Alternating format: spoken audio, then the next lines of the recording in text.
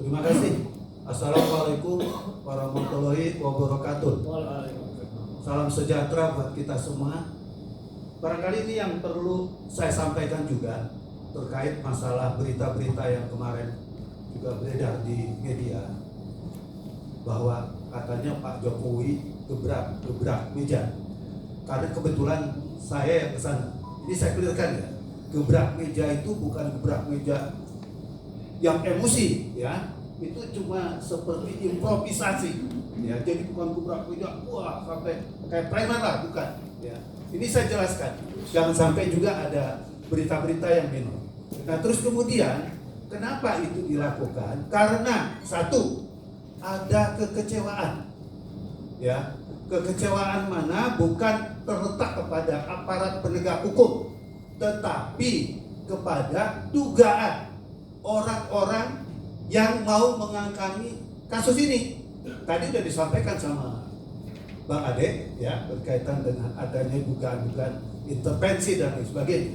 Yang dimaksud intervensi di dalam persoalan ini adalah orang-orang yang mau mengangkangi kasus ini. Loh kok mengangkangi? Iya, tujuannya supaya kasus ini tidak berjalan. Kan sudah dibuat manuver oleh Roy Suryo. Ini kasus gak jalan. Jadi kasus nanti akan mati, akan berhenti dan lain sebagainya.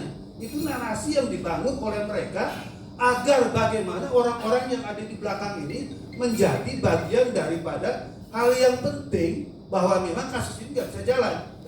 Nah, ini kan tentunya sangat naif sekali. Ini yang melaporin Presiden ke-7 loh. Dan kalau ini terjadi, tentunya bukan kami sebagai relawan yang marah. Barangkali jutaan masyarakat Indonesia itu akan marah kepada penegakan hukum yang terjadi. Oleh karena itu saya ingatkan sekali lagi, kita sudah tahu nih siapa orang-orang di belakang itu. Cuma kalau kita mau mengatakan itu sangat nggak etis. Bapak sempat agak bisik-bisik. Dan tadi juga saya diingatkan, saya supaya lebih sopan menyampaikan persoalan ini. Nah sekali lagi ya, barangkali informasi yang masuk ini jangan sampai kebetulan nanti ya, karena Pak Jokowi udah ngomong juga, kalau nanti ini depan kami ya dari tim hukum Merah Putih, jumlahnya ada 8 orang pada waktu itu, dikatakan oleh yang bersangkutan bahwa kalau nanti ini saya terpaksa harus bicara karena saya mendapatkan perlakuan yang tidak adil, maka saya akan bicara siapa orang-orang itu. Tentunya kan menjadi tidak baik kalau ini terjadi. Dan tentunya juga nanti pandangan orang terhadap pemerintah yang katanya adanya penegakan hukum ini menjadi amburadul, ini kan juga tentunya menjadi bahaya. Dan masyarakat tentunya juga akan tidak percaya kepada upaya-upaya pemerintah dalam rangka penegakan hukum. Ya, jadi sekali lagi, jangan ada cawe-cawe.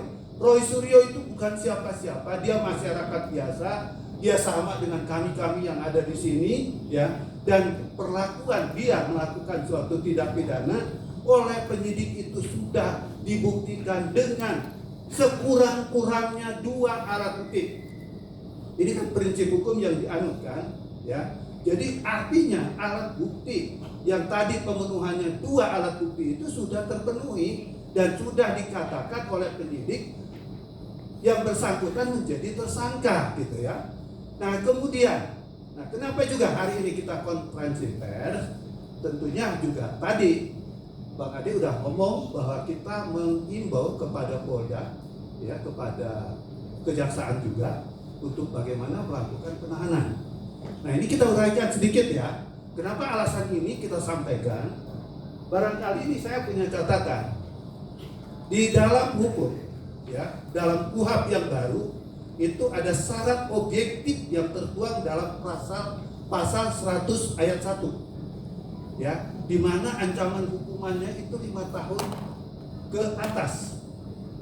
Menunjuk kepada alasan tadi 5 tahun ke atas, apakah Roy Suryo dan Tipa ini masuk dalam kategori itu?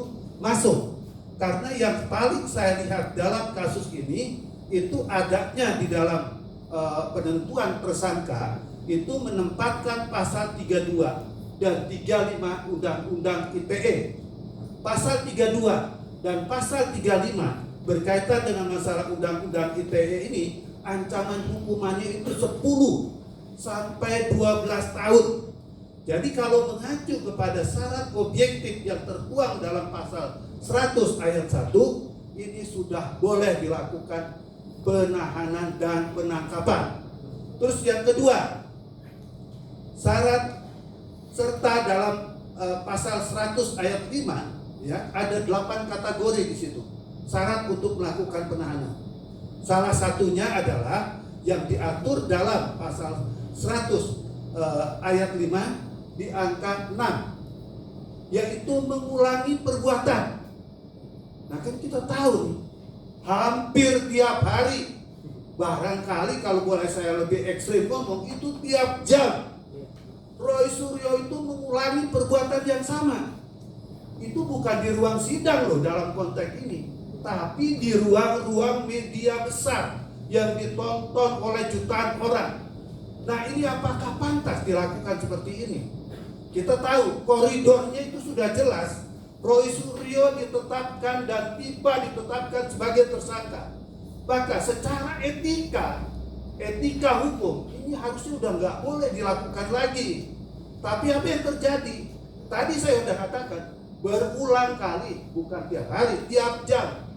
Dia podcast di mana-mana, dia siaran TV di mana-mana, tetap mengatakan ijazahnya Pak Jokowi diduga palsu dan lain sebagainya. Ya diduga palsu. Oke. Ya jadi dalam kaitan ini ya, karena pengulangan tadi, syarat daripada pasal 100 ayat 5 ya angka 6 itu adalah alasan yang paling masuk akal. Ini sekarang tidak masuk lagi alasan subjektif karena undang-undang sudah mengatur. Jadi kalau ada pengulangan perbuatan yang sama, orang tersebut nggak layak lagi mendapat perlindungan hukum, nggak layak lagi ada berkeliaran di luar. Kan nanti yang namanya persidangan itu kan harus kondusif. Masa pulang sidang dia teriak-teriak lagi seperti itu, atau mungkin dia keluar nanti setelah P21 tahap 2 dia kemudian teriak-teriak lagi ijazahnya Pak Jokowi palsu dan lain sebagainya. Ini kan tentunya nggak sangat elegan. Bagaimana perasaan Pak Jokowi dan keluarga terus dianiaya seperti itu. Nah oleh karena itu kami mengimbau kepada Polda Metro, dalam hal ini Direskrimum Polda ya, dan juga Kejaksaan untuk bagaimana menyikapi ajakan kami, seruan kami dari relawan untuk dilakukan penahanan, karena memang itu sesuai dengan ketentuan undang-undang, itu dimungkinkan, itu dilakukan. Terima kasih. Oke.